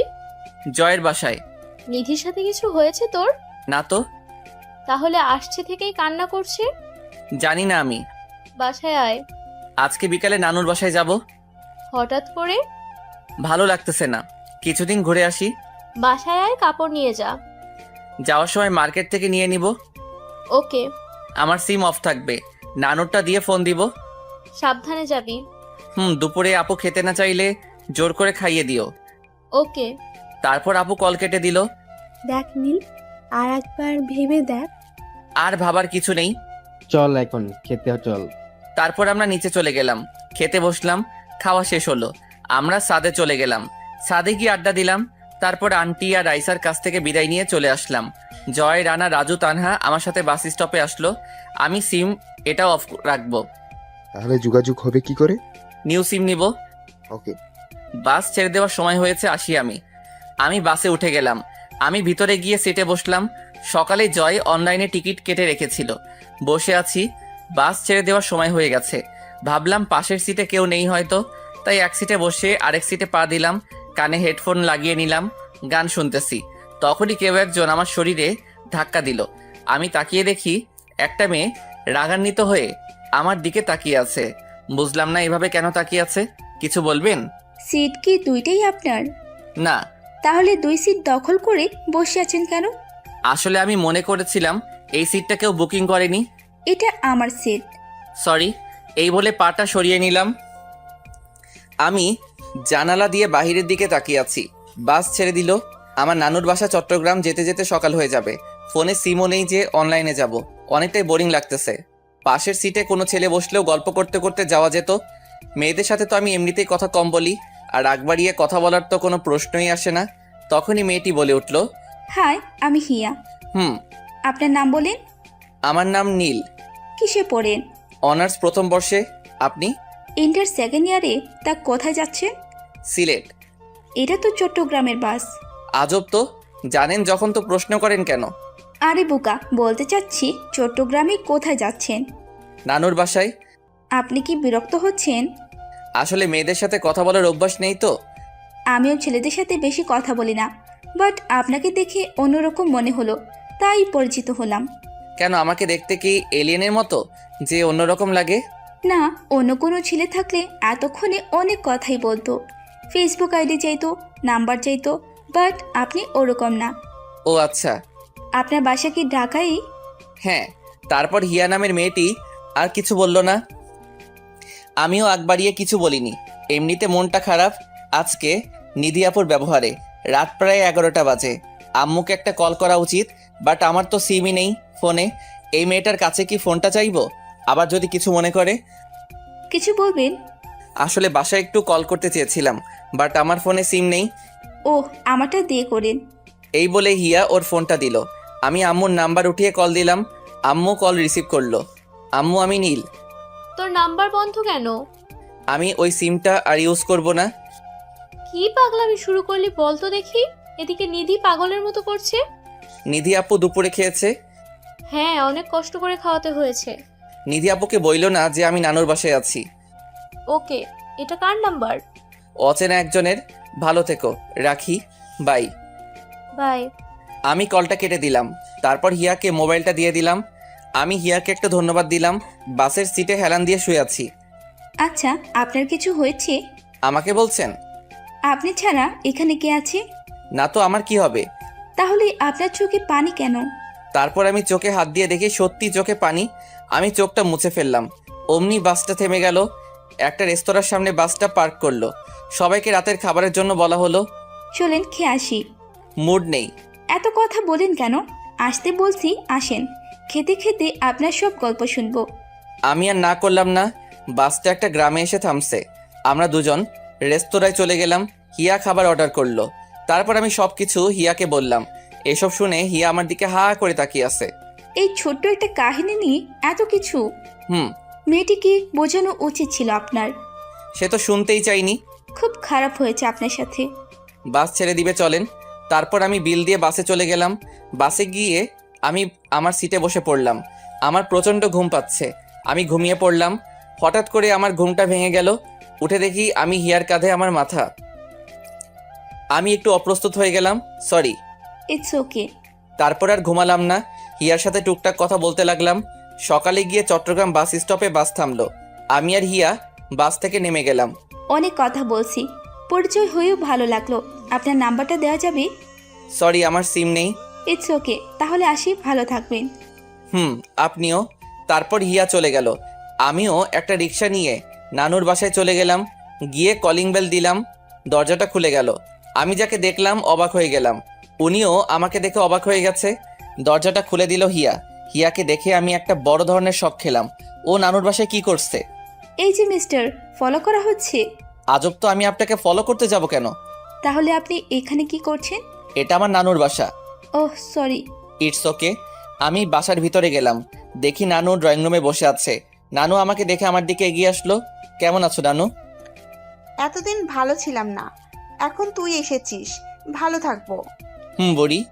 তুই কেমন আছিস? আছি কোনো রকম। রাতে তোর আম্মু ফোন দিয়েছিলে, কেমন যে আছিস ভালোই বুঝতে পারছি। ওসব কথা বাদ দাও। মামা মামি লিমা কোথায়? লিমা হয়তো ছাদে, তোর মামা রুমে, তোর মামি কিচেনে। ওকে, আমি মামা মামির সাথে দেখা করে আসি। ওকে। আমি কিচেনে চলে গেলাম, দেখি মামি ব্রেকফাস্ট বানাচ্ছে। আমি গিয়ে পিছন থেকে মামির চোখ ধরে ফেললাম। মামি ভয় পেয়ে গেল, আমার হাত ধরলো মামি। বাবা এসেছিস? বুঝলা কেমনে আমি? তোর হাতের ছোঁয়া আমি চিনবো না ভাবলি কি করে? কেমন আছো মামি? কি করে ভালো থাকি, কতদিন পর আসলি, কখনো তো খবরও নিস না। ফোনে কথা বলি তো। বলস, বাট আমি ফোন দিলে তুই কি কখনো আগে থেকে বলস?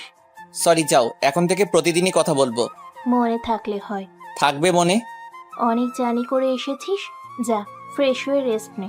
ওকে। মামা আমাকে নিজের ছেলের মতো আদর করে। মামির কোনো ছেলে নেই, এক মেয়ে, নাম হলো লিমা। ওখান থেকে এসে উপরে চলে গেলাম মামার রুমে, দেখি মামা টিভিতে খবর দেখতেছে। আসসালামু আলাইকুম মামা। ওয়ালাইকুম আসসালাম। কেমন আছিস? আলহামদুলিল্লাহ ভালো, তুমি? আমিও ভালো আছি। খবর দিয়ে আসলেই তো আমি এবার ড্রাইভারকে পাঠিয়ে দিতাম। না, আসতে কোনো সমস্যা হয়নি। যা যা ফ্রেশ হয়ে আয়, ব্রেকফাস্ট করবো একসাথে। ওকে। আমি আমার রুমে চলে গেলাম। রুমে গিয়ে ওয়াশরুমে গেলাম। আর ওদিকে নিধি আপু কালকে রাতেও খায়নি, সকালেও কিছু খাচ্ছে না, কারোর সাথে তেমনভাবে কথা বলে না, সারা রাতই শুধু কান্না করছে। কালকে বড় আম্মু সারা রাতই নিধি আপুর সাথে ছিল। সবাই জিজ্ঞাসা করছে কি হয়েছে, কাউকে কিছু বলছে না, শুধু সবাইকে এক কথাই বলছে প্লিজ আমাকে একা থাকতে দাও। সবাই বুঝতে পারছে আমার সাথে কিছু হয়েছে। আব্বু জয়কে ফোন করে জয়ও না করে দেয় যে ও কিছু জানে না। আমি ওয়াশরুম থেকে বের হলাম, দেখি লিমা রুমে এসেছে, সাথে হিয়াও আছে। লিমা আমাকে দেখে দৌড়ে এসে জড়িয়ে ধরলো। কেমন আছিস পাগলি? বেশি ভালো না। তুমি? ভালো না কেন? তুমি তো ভুলে গেছো যে তোমার ছোট্ট একটা বোন আছে। পাগলি বোন আমার, আমি তোকে কখনো ভুলতে পারবো? তার জন্য তো কোনো খোঁজ খবর নাও না। আরে না, ব্যস্ত থাকি পড়াশোনা নিয়ে। পড়াশোনা নিয়ে নাকি নিধি আপুকে নিয়ে? অনেক পেকে গেছিস দেখা যায়। সত্যি কথা বললেই পেকে গেছি, তাই না? আরে পড়াশোনার অনেক চাপ। বুঝলাম। আর ভাইয়া পরিচিত হও, আমার বেস্টু হিয়া। আর হিয়া এ হলো নীল ভাইয়া। পরিচয় হওয়ার দরকার নেই। মানে? আমরা বাসে একসাথে এসেছি। তাহলে পরিচিত হয়েছিস মনে হয়। তোর ভাইয়া কোনো পরিচয় দেয়নি, আসলে ওনার একটু অ্যাটিটিউড বেশি। আসলে তা না, ভাইয়া একটু মেয়েদের থেকে দূরে দূরে থাকে। আর কোনো মেয়ের সাথে কথা বলা ভাইয়া নিষেধ, তাই না ভাইয়া? একদম ঠিক বলেছিস। নিষেধ মানে? নিধি আপু জানলে একটা মায়েরও মাটিতে পড়বে না। ও বুঝেছি। কি বুঝলি? বাসে নিধি আপুর সাথে সব ঘটনা আমাকে বলছে। আর এখন নিধি আপুর সাথে একটু ভুল বোঝাবুঝি হয়েছে, তাই তোর ভাইয়া এখানে এসেছে। কি হয়েছে ভাইয়া? তোর ফ্রেন্ডের কাছে শোন। ওকে আমি বলছি। এই কথা বলতে না বলতেই হিয়ার ফোনে একটা কল আসে। ও রুমের বাহিরে চলে যায়। তোর বান্ধবীর বাসা কোথায়? আসলে ভাইয়া ওর বাবা মা কিছুদিন আগে একটা অ্যাক্সিডেন্টে মারা যায়। ওদের পরিবারের সাথে আমাদের ফ্রেন্ডলি সম্পর্ক ছিল, তার মধ্যে হিয়া আমার বেস্ট ফ্রেন্ড। তারপর থেকে হিয়া আমাদের বাসায় থাকে। ও আচ্ছা। নিচে চলো, ব্রেকফাস্ট করতে যেতে বলেছে আম্মু। চল। তারপর আমি আর লিমা ড্রয়িং রুমে চলে গেলাম। ড্রয়িং রুমে গিয়ে দেখি হিয়া, মামা মামি, নানু খাবার টেবিলে বসে আছে। আমরা সবাই গল্প করতে করতে সকালের নাস্তা করলাম। নাস্তা করা শেষে আমি আমার রুমে চলে আসলাম। আসার আগে বলে আসলাম লিমাকে আমার রুমে আসতে। আমি আমার রুমে এসে ওয়াইফাই কানেক্টেড করে ফেসবুকে ঢুকলাম। তারপর সব ফ্রেন্ডদের টেক্সট করে বলে দিলাম আমি ভালোভাবে পৌঁছেছি। একটু পরে লিমা আমার রুমে আসলো। ভাইয়া কিছু বলবে? আজকে কলেজে যাবি?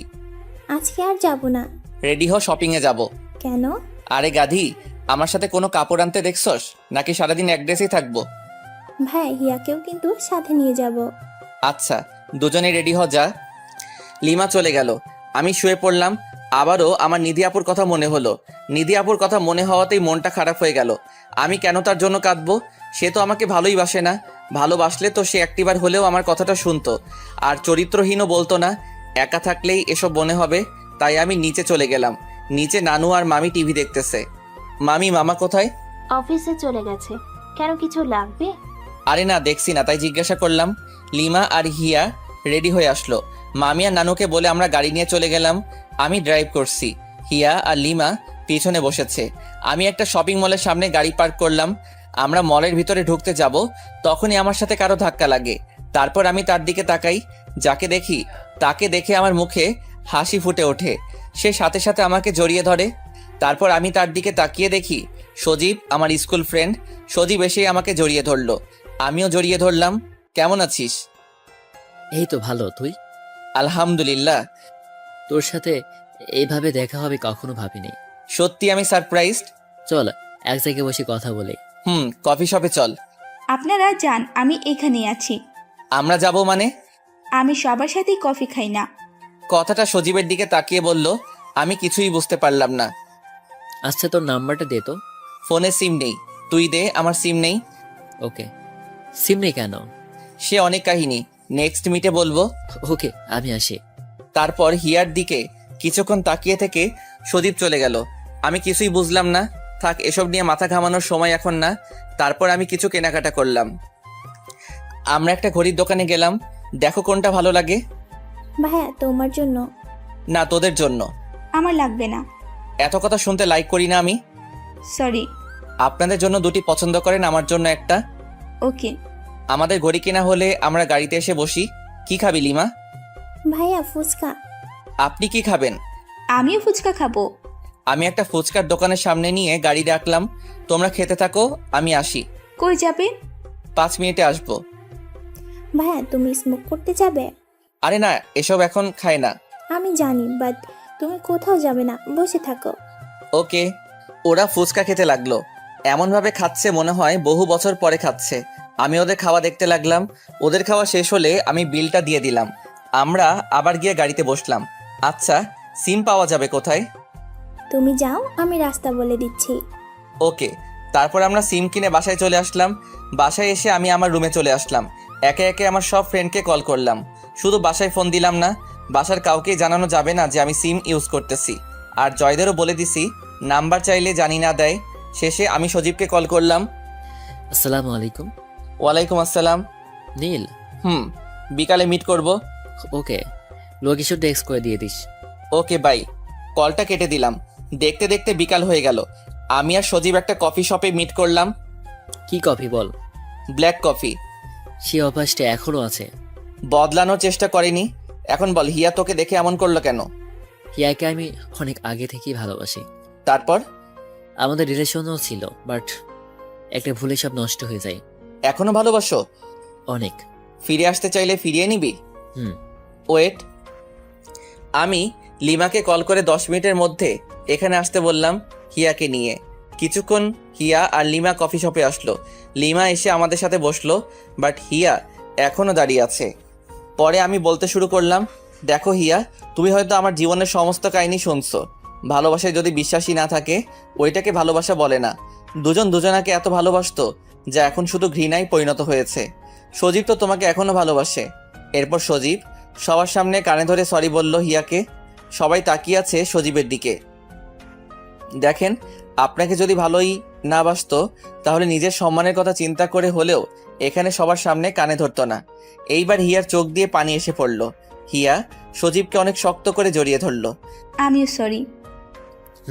যদি আবার ছেড়ে যেতে চাও তাহলে পাপ ভেঙে সারা দিন আমার কাছে রেখে দেব। তাহলে তোরা থাক, আমি আর নীলা যাই। আরে এক কাপ কফি তো খেয়ে যা। তারপর বসে সবাই কফি খেতে লাগলাম।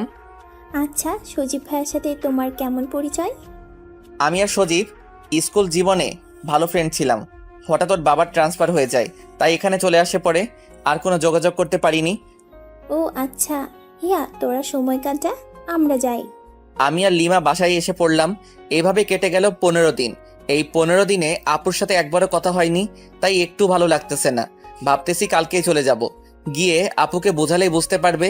বিকালে আমি, হিয়া আর লিমা সাদে আড্ডা দিচ্ছি, তখনই জয়ের কল। হ্যাঁ মামা বল, তুই জানলি কি করে? আজকে আমাকে আর তানহাকে একসাথে দেখেছে, তারপর আমরা সব বুঝিয়ে বলেছি। Okay bye. তারপর আমি লিমাকে গিয়ে বললাম কালকে নিধি আপু আসবে। কে বললো? আপু সব জেনে গেছে, আমি শিওর আসবে। তাহলে তো ভালোই। হিয়া তোমাকে একটা কাজ করে দিতে হবে। কি কাজ ভাইয়া? তারপর আমি বললাম কি করতে হবে। সবাই হা করে তাকিয়ে আছে। আমার গার্লফ্রেন্ড হতে হবে তোমার। এসব কি বলছেন ভাইয়া? ভাইয়া তুমি কি পাগল হয়ে গেছো? আরে আগে আমার কথাটা শেষ করতে দে। বলো। সত্যিকারে গার্লফ্রেন্ড না, তাহলে? অভিনয় করতে হবে। ভাইয়া কি বলতে চাচ্ছেন ক্লিয়ার করে বলুন। আমি শিওর আপু বিকালের বাসে রওনা দিবে, সকালে এসে চট্টগ্রাম নামবে। নিধি আপু আমাকে ওই দিন অনেক অপমান করছে, তাই আমিও একটু আপুকে কষ্ট দিতে চাই। তুমি আমার সাথে তাল মিলাবে, বাকিটা আমি দেখব। ওকে ভাইয়া, এতটুকু আপনার জন্য করতেই পারি। ধন্যবাদ। ওয়েলকাম। না বলবো না। ওকে। আচ্ছা তোরা আড্ডা দে, আমি রুমে যাই। আচ্ছা। এরপর আমি রুমে চলে আসলাম। রুমে এসে আম্মুকে কল দিলাম। আসসালামু আলাইকুম। ওয়ালাইকুম আসসালাম। কেমন আছো আম্মু? আলহামদুলিল্লাহ ভালো, তুই? আলহামদুলিল্লাহ ভালো। আজকে সন্ধ্যার বাসে নিধি চট্টগ্রাম যাচ্ছে। জানি। কোনো কন্ট্যাক্ট হয়েছে কি তোদের? না আম্মু, আর এটা নতুন নাম্বার, বাসার সবাইকে দিও। ওকে ভালো থেকো, বাই। বাই। এরপর আমি বড় আম্মুকে কল করলাম। বড় আম্মুর সাথে কথা বলে গেমস খেলতে শুরু করলাম। কখন যে রাত হয়ে গেল টেরই পেলাম না। রাতে মামি ডাকতে আসলো, আমি খেতে গেলাম। খাবার টেবিলে সবাই বসে আছে, আমার জন্যই ওয়েট করতেছে। আমি যাওয়ার পরে সবাই খাওয়া শুরু করলো। তখন নানু বলল, কালকে নিধি আসতেছে। জানি, আম্মুর সাথে কথা হয়েছে। সকালে গিয়ে বাস স্ট্যান্ড থেকে। সরি, পারবো না। তুই না গেলে কে যাবে? আমি সকালে তো অফিসে চলে যাব। লিমাকে পাঠিয়ে দাও। লিমা কি ড্রাইভ করতে পারে নাকি যে ও গিয়ে নিয়ে আসবে? ড্রাইভার কি ঘাস কাটার জন্য রাখছো? তুই গেলে নিধি অনেক খুশি হবে। বললাম তো আমি যাব না। মা, নীল যখন যেতে চাচ্ছে না তাহলে ও যাবে না, লিমা গিয়ে নিয়ে আসবে। ওকে। রাতের খাবার খেয়ে আমি চলে গেলাম রুমে। আপনারা হয়তো ভাবছেন যে নিধি আপুর সাথে ভুল বোঝাবুঝি হয়েছে, তাই আমি অনেক স্যাড মুডে চলে যাব, গাঁজা মদ খাবো, সারা রাত না ঘুমিয়ে কাঁদবো। আসলে আমি জানি নিধি আপু আমাকে অনেক ভালোবাসে। তখন আপু আমাকে ওই অবস্থায় দেখে সহ্য করতে পারিনি, তার জন্য এমন বিহেভ করেছে। আর আপু তখন রাগের মাথায় ছিল। শান্ত হওয়ার পর বোঝালেই হতো। বাট আমার এখানে আসার মূল কারণ হলো নিধি আপুকে একটা শিক্ষা দেওয়া, যাতে নেক্সট টাইম ভুল বুঝবার আগে আমার কথাটা শুনে। আজকে মনটা ফ্রেশ, টানা 15 দিন পর কালকে নিধি আপুকে দেখব। কখনো এতদিন নিধি আপুর থেকে দূরে থাকিনি। এসব ভাবতেছি, আজকে চোখে একদম ঘুম নেই। শুধু ভাবতেছি কখন সকাল হবে, কখন নিধি আপুর সাথে দেখা হবে। এসব ভাবতে ভাবতে শেষ রাতে ঘুমিয়ে পড়ি। সকাল 7টায় আমার ঘুমটা ভেঙে যায়। আমি ঘুম থেকে উঠে ফ্রেশ হয়ে নিচে চলে যাই। নিচে থেকে 1 কাপ কফি নিয়ে আমি আবার আমার রুমে চলে আসি। রুমে এসে বেলকনিতে চলে যাই। বেলকনিতে বসে কফি খাচ্ছি আর মোবাইলে আমার আর নিধি আপুর ছবি দেখছি। কিছুক্ষণ পর বাসার সামনে একটা গাড়ি এসে থামে। গাড়ি থেকে নিধি আপু, হিয়া, লিমা বেরিয়ে আসে। আজকে অনেকদিন পর নিধি আপুকে দেখলাম। দূর থেকে দেখে বোঝা যাচ্ছে একদিন ঠিকমতো খাইনি, ঘুমাইনি, মুখটা একদম শুকিয়ে গেছে। নিধি আপু গাড়ি থেকে নেমেই আগে আমার রুমের বেলকনির দিকে তাকালো। আমি দেয়ালের পাশে লুকিয়ে পড়লাম। নিধি আপু জানেই নানুর বাসায় এটাই আমার রুম। আমি রুমে এসে খাটে শুয়ে পড়লাম। নিধি আপু কখন রুমে আসবে সে অপেক্ষা করতে লাগলাম। কিছুক্ষণ পর নিধি আপু রুমের সামনে এসে দাঁড়ালো। আমি দেখেও না দেখার ভান করে রইলাম। নিধি আপু কিছুক্ষণ দাঁড়িয়ে থেকে দৌড়ে এসে আমাকে জড়িয়ে ধরলো। আমি সামলাতে না পেরে খাটের উপর শুয়ে পড়লাম। নিধি আপুও খাটের উপর শুয়ে পড়ল। নিধি আপু আমাকে জড়িয়ে ধরে আমার কপালে, গালে, লিপে এক নাগারে কিস করতে লাগলো। আমি ধাক্কা দিয়ে আপুকে আমার উপর থেকে সরিয়ে দিলাম। কি করছেন কি এসব? আমার চরিত্রহীন ছেলেকে জড়িয়ে ধরে আছেন, আবার কিস করতেছেন। সরি নীল, আর কখনো এমন হবে না। কি হবে না? কি বলছেন এসব? আর আপনি এখানে কেন এসেছেন? প্লিজ মাফ করে দে, আর কখনো তোকে অবিশ্বাস করব না। আমার মতো চরিত্রহীন ছেলের কাছে ক্ষমা চাওয়ার কোনো দরকার নেই, আর আপনি তো ভুল করেননি। দেখ, তোকে ছাড়া এই 15 দিন আমার 15 বছর মনে হয়েছে। প্লিজ আর রাগ করিস না। আপুর চোখের পানি গাল বেয়ে পড়ছে। এটা দেখে আমার বুকে চিনচিন ব্যথা অনুভব করলাম। বাট এত সহজে তো মেনে নেওয়া যায় না। একটু হলেও কষ্ট দিতেই হবে, না হলে এরকম ভবিষ্যতে আবারও করবে। প্লিজ নীল কিছু বল। কি বলবো আমি? প্লিজ আমাকে তোর বুকে নে। এই 15 দিন একবারও তোর বুকে মাথা রাখতে পারিনি। সরি, পারবো না। আর চরিত্রহীন একটা ছেলের বুকে মাথা রাখবেন আপনি? ব্যাপারটা হাস্যকর দেখায় না? তুই যেমনই হোস, তুই আমার হবু বর। আপনাকে বিয়ে করা আমার পক্ষে পসিবল না। হিয়া আর লিমাও রুমে আসলে ওরা এসে একপাশে দাঁড়ালো। বিয়ে করবি না মানে কি? ওই যে ওই মেয়েকে দেখছেন, ওর নাম হিয়া। আমি ওকে খুব ভালোবাসি এবং হিয়া আমাকে অনেক ভালোবাসে। এ কথা বলাতে আপু হাসতে লাগলো। এতে তো আপুর কষ্ট পাওয়ার কথা। আপু হাসতেছে কেন? আমি লিমা আর হিয়ার দিকে তাকালাম।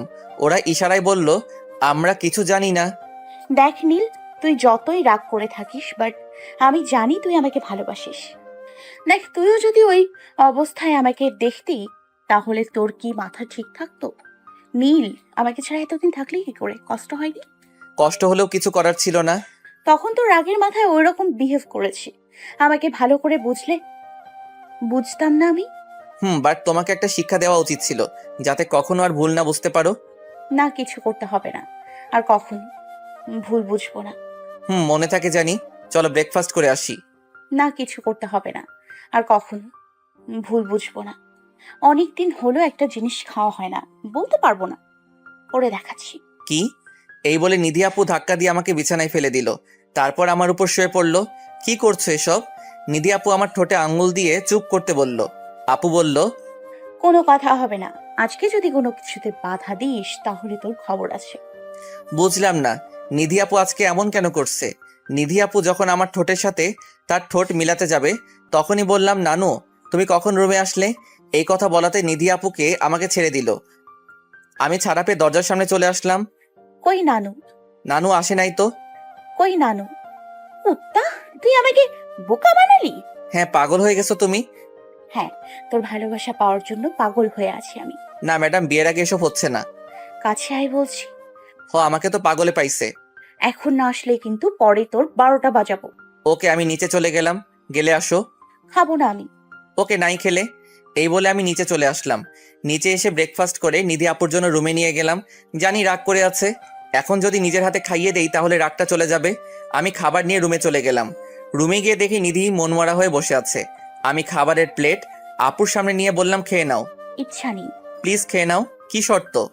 2টা শর্তে খেতে পারি। অনেকক্ষণ কিস করবি, তারপর নিজের হাতে খাইয়ে দিবি। পারবো না। ওকে, তাহলে আর কি, আমিও খাবো না। আপুর কপালে আলতো করে আমার ঠোঁট ছোঁয়ালাম। আপু কেঁপে উঠল। আমি এবার আপুর সামনে এক লোকমা খাবার তুলে ধরলাম। আপু খেতে লাগলে আপুর খাওয়া শেষ হলে আমি খাবারের প্লেট নিচে গিয়ে দিয়ে এসে আবার রুমে চলে আসি। নীল, চল বাইরে যাই। বিকালে? এখন কি করব? আমার সাথে আড্ডা দাও। আমরা গল্প করতে লাগলাম। গল্প করতে করতে দুপুর হয়ে গেল। আমরা দুপুরে খাবার খেয়ে রুমে চলে আসলাম। আমি, নিধি আপু, হিয়া, লিমা সবাই আড্ডা দিতে লাগলাম। হিয়া আর লিমা রেডি থেকো, বিকালে বাহিরে যাব। ওকে ভাইয়া। হিয়া সজীবকে আসতে বইল। ওকে। এরপর আড্ডা দিতে দিতে বিকাল হয়ে গেল। বিকালে সবাই রেডি হতে চলে গেল। কি পরবো? শাড়ি পরবা? নিয়ে আসি নাই তো। ওয়েট, আমি লিমার কাছ থেকে নিয়ে আসছি। আমি লিমার কাছে গিয়ে একটা নীল কালারের শাড়ি নিয়ে আসলাম। এসে নিধি আপুকে পরিয়ে দিলাম। নিধি আপু শাড়ি পরার সময় তার শাড়ির কুচি আমার ধরে রাখতে হয়। কেমন লাগছে আমাকে? পারফেক্ট বউয়ের মতো। এই কথা শুনে আপু একটু লজ্জা পেল। তুই কি পরবি? T shirt? না নীল, পাঞ্জাবি পরবি, যাতে সবাই ভাবে আমরা কাপল। ওকে। এরপর আমরা রেডি হলাম। আমি আর নিধি আপু নিচে চলে আসলাম। বাট হিয়া আর লিমার কোনো খোঁজ নেই। এদের সাজতেই তো সারাদিন লাগে। বাট নিধি আপু কখনো মেকআপ করে না, আমার বারণ আছে। হিয়া আর লিমা আসলো। আমরা নানু আর মামিকে বলে বেরিয়ে পড়লাম। আমি ড্রাইভ করছি, নিধি আমার পাশের সিটে, হিয়া লিমা পিছনে। হিয়া, সজীব কোথায় থাকবে? ভাইয়া, রেস্টুরেন্টের সামনে। ওকে। এরপর রেস্টুরেন্টের সামনে গিয়ে গাড়ি পার্ক করলাম। আমরা গাড়ি থেকে নেমে গেলাম। দেখি সজীব দাঁড়িয়ে আছে। সজীব আমাদের দেখে আমাদের দিকে আসতে লাগলো। ও তোর ফ্রেন্ড সজীব না? হ্যাঁ আপু। তোর সাথে ওর কোথায় দেখা হলো? সজীব হিয়ার বয়ফ্রেন্ড। ও আচ্ছা। তারপর সজীব আমাদের কাছে আসলো। নীল, এইটা নিধি আপু না? হ্যাঁ। কেমন আছো আপু? আলহামদুলিল্লাহ ভালো, তুমি? আলহামদুলিল্লাহ ভালো। আমার কথা মনে আছে আপু তোমার? মনে থাকবে না কেন? আগে নীলের সাথে আমাদের বাসায় অনেক গেছো। এখানে দাঁড়িয়েই কথা বলবে নাকি কোথাও যাবে? কোথায় গেলে ভালো হয়? এখানে একটা লেক আছে, যাবে? ওখানেই চলো। আমি তো বাইক নিয়ে এসেছি। গাড়ি ড্রাইভ করতে পারোস? হ্যাঁ। তুই হিয়াকে নিয়ে গাড়িতে আয়, আমাকে বাইকের চাবিটা দে। ওকে। এই নে গাড়ির চাবি, আগে আগে যা, আমরা পিছনে পিছনে আসছি। আচ্ছা। ওরা যেতে লাগলো। আমি নিধি আপুকে বাইকে বসতে বললাম। আপু বাইকে বসলো, বসে অনেক শক্ত করে জড়িয়ে ধরলো। আপু একটু আস্তে ধরো না। না, তুই অনেক স্পিডে বাইক চালাস। আস্তে চালাবো আজকে। যেভাবেই চালাস আমি আস্তে ধরতে পারবো না। আর কথা বাড়ালাম না, বাইক চালানো শুরু করলাম। আস্তে আস্তে বাইকের স্পিড বাড়াতে লাগলাম। নিধি আপু আরো শক্ত করে জড়িয়ে ধরলো। আমরা লেকের পাড়ে চলে গেলাম। আমরা অনেকক্ষণ আড্ডা দিয়ে বাসায় চলে গেলাম। বাসায় যেতে যেতে সন্ধ্যা হয়ে গেল। বাসায় গিয়ে আমি আমার রুমে চলে গেলাম। রাতে ডিনার করার জন্য ডাকা হলো। আমরা ডিনার করতে চলে গেলাম। সবাই বসে খেতে লাগলাম। নানু, একটা কথা রাখবে? বল। আজকে কিন্তু আমি নীলের সাথে ঘুমাবো। এই কথা শোনার পরে আমি কাশতে লাগলাম। মামি পানি দিল, পানি খেয়ে আমি ঠিক হলাম। সবাই আমার দিকে তাকিয়ে আছে। মেয়েটা কি পাগল হয়ে গেছে? কোথায় কোন কথা বলতে হয় কিছুই বোঝে না। কি বলছে এসব আপু? আমাদের কি বিয়ে হয়েছে? একদম চুপ। না রে, বিয়ের আগে একসাথে থাকা যায় না। আমাদেরও তো বিয়ে হবে, তাই না? হয়নি তো। আর একটা কথা বলবে না? চুপচাপ খাও। আমি খাওয়া শেষ করে আমার রুমে চলে আসলাম। রুমে এসে ফোন টিপতে লাগলাম। রাত বাজে 12টা। মনে হয় আমার রুমের দরজা ঠেলে কেউ ভিতরে আসতেছে। ভালো করে তাকিয়ে দেখি নিধি আপু। আমি চোখ বন্ধ করে ফেললাম। আগে দেখি নিধি আপু কি করে। নিধি আপু এসে আমার মুখের সামনে বসলো। প্রথমে কপালে একটা চুমু দিল, তারপর বলতে শুরু করলো, পাগল, তোকে যে কতটা ভালোবাসি হয়তো তুই জানিস না। নিজে চাইতেও তোকে অনেক বেশি ভালোবাসি। কবে যে তোকে পার্মানেন্ট নিজের করে পাবো, তোকে ছাড়া একটু ভালো লাগে না আমার। আরো অনেক কিছু বলতে লাগলো। নিধি আপু আমার লিপে ছোট করে একটা কিস করলো। আমি নিধির মাথার পিছনে হাত দিয়ে নিচু করে আপুর লিপের সাথে আমার লিপটা মিলিয়ে নিলাম। নিধি আপু ভয় পেয়ে গেল। আমি কিছুক্ষণ কিস করার পর আপুর ঠোঁট মুক্ত করে দিলাম। তুই না ঘুমিয়েছিলি? না, জেগেই ছিলাম। এমন করে কেউ কিস করে কুত্তা? তুমি এত রাতে আমার রুমে কি করো? তোর বুকে মাথা রেখে ঘুমাবো, তার জন্য এসছে। এখন কিছু হবে না, বিয়ের পরে সব শুধু বিয়ের পরে। এবার ঢাকা গিয়ে বিয়ে করে ফেলবো, তারপর সব সুদে আসলে আদায় করব। ওকে, এখন যাও। তাড়িয়ে দিচ্ছিস? আমি নিধি আপুকে জড়িয়ে ধরলাম। দেখো, কেউ যদি দেখে ফেলে তাহলে অনেক খারাপ ভাববে। ওকে, যাচ্ছি রে বাবা। নিধি আপু চলে গেল। আমি ঘুমিয়ে পড়লাম। এইভাবেই কেটে গেল 10 দিন। এই 10 দিনে এমন কোনো দিন নাই যে তাকে আদর করতে হয়নি, তাকে নিয়ে বাহিরে যেতে হয়নি। রাত বাজে 10টা। নিধি আপু আমার রুমে আসলো। এত রাতে ফুচকা খেতে হবে না, কালকে নিয়ে যাব। না, আমি আজকেই যাব। প্লিজ জেদ করো না। তুই যাবি কিনা বল, তাহলে আমি একাই চলে যাব। আচ্ছা চলো। আমরা কাউকে কিছু না বলে বের হলাম। নিধি আপু হেঁটে যাবে তাই গাড়ি নিলাম না। আমরা হাঁটতে লাগলাম। রাস্তায় একটা ফুচকার দোকান দেখলাম। দোকানটা বন্ধ করতে নিয়েছিল। নিধি আপু ফুচকা খেলো, আমাকেও একটা খাইয়ে দিল। ফুচকার বিল দিয়ে আমরা হাঁটতে লাগলাম। রাস্তায় 3টা ছেলে আমাদের পিছন পিছন আসতে লাগলো। ওরা এসে আমাদের সামনে দাঁড়ালো। ওদের হাতে চাকু আর খুর। নিধি আপু ভয় পেয়ে আমাকে জড়িয়ে ধরলো। কে ভাই আপনারা? ওদের মধ্যে একজন বলল, যদি বাঁচতে চাস তাহলে সাথে যা কিছু আছে দিয়ে দে। কেন, মগের মুল্লুক নাকি? যা বলছি শোন, ভালো হবে। প্লিজ নীল, সব দিয়ে দে। কিসের জন্য? আমি সব ভয় পাই না। এই বলাতেই ওখানের একজন আমার গলায় খুঁট ঠেকালো। নিধি আপু ভয় পেয়ে আমার ফোন, ওয়ালেট, নিজের ফোন ওদের দিয়ে দিল। এসব পেয়ে ওরা আমাকে ছেড়ে দিল। আরেকজন বলল, হাতের ঘড়িটা দে। এটা দিতে পারবো না। ঘড়িটা আমাকে নিধি আপু গিফট করেছে, তাই দিলাম না। এটা নিয়ে ওদের সাথে একটু হাতাহাতি হলো। একসময় নিধি আপু চিৎকার দিয়ে উঠলো। আমার হাতের দিকে তাকিয়ে দেখি ব্লাড বের হচ্ছে। হঠাৎ করে আমার হাতে খুঁড়ের একটা ফেস লেগে যায়। এটা দেখে নিধি আপু নীল বলে চিৎকার দিয়ে ওঠে। নিধি আপুর চিৎকার শুনে আশেপাশের কিছু লোক দৌড়ে আমাদের কাছে আসে। এটা দেখে ছিনতাইকারীরা ভয় পেয়ে পালিয়ে যায়। আমার হাত থেকে অনেক ব্লাড বের হচ্ছে। যতটা না কষ্ট হচ্ছে হাত কাটার জন্য, তার চাইতে বেশি কষ্ট হচ্ছে নিধি আপুর জন্য। নিধি আপু ব্যাগ থেকে রুমাল বের করে আমার হাতে বেঁধে দিল। আপুর চোখের পানি থামছেই না। আরে এভাবে কান্না করার কি আছে? কিছু হয়নি তো? আমার জন্য সব হয়েছে। তোমার জন্য মানে? আমি যদি আসার জন্য বায়না না করতাম তাহলে এমন হতো না। আরে পাগলি মেয়ে, এটা কপালে ছিল। আর বেশি কিছু হয়নি তো, সামান্য একটু কেটেছে। একদম চুপ। কত ব্লাড বের হচ্ছে আর তুই বলছিস সামান্য, তাই না? কিছু সময়ের মধ্যে আমাদের এখানে কিছু লোক জড়ো হয়ে গেল। নিধি আপু তাদের বলল হাসপাতালে যাওয়ার জন্য কিছু একটা ব্যবস্থা করে দিতে। রাত করে কোনো ট্যাক্সি পাওয়া যাবে না, তাই একজন একটা সিএনজি ডেকে দিল। নিধি আপু আমাকে ধরে সিএনজিতে বসিয়ে দিল। আপুও বসলো। সিএনজি ড্রাইভারকে হাসপাতালে নিয়ে যেতে বলল। সামান্য একটু কাটা নিয়ে এমন করতেছে, যদি বড় কিছু হতো তাহলে যে কেমন করতো আল্লাহ তাআলা ভালো জানে। আপু, হাসপাতালে যাওয়ার কিছু হয়নি তো? যদি আর একটা কথা বলিস তাহলে তোর খবর আছে। এই সামান্য বিষয় নিয়ে এত কিছু? এই খুঁটটা যদি আমার গলায় চা। পুরো কথা বলতে পারলাম না, তার আগেই নিধি আপুর ঠোঁট দিয়ে আমার ঠোঁট জোড়া বন্ধ করে দিল। সিএনজি ড্রাইভারও অবাক হয়ে গেছে। এমন জিনিস দেখার জন্য হয়তো সেও প্রস্তুত ছিল না। কিছু সময় পরে নিধি আপু আমার ঠোঁট জোড়া মুক্ত করে দিল। নেক্সট টাইম এমন কথা বললে আর কখনো তোর সাথে কথাই বলবো না। সরি। নিধি আপু কিছু বলল না, অন্যদিকে মুখ ঘুরিয়ে বসে রইল। বুঝলাম আমার জন্য নিধি আপুর মনটা খারাপ হয়ে গেছে। আমি নিধি আপুর কাঁধে মাথা রাখলাম। আপু আমার দিকে তাকালো, আমার মাথায় হাত বুলিয়ে দিতে লাগলো। আপু। বল। ওই নিধি। ন্যাকামো না করে বল কি হয়েছে। হাসপাতালে যেতে হবে না। কেন? তোমার ঠোঁটের ছোঁয়া পেয়ে সব ব্যথা ভালো হয়ে গেছে। ফাজলামো শুরু করছিস তাই না?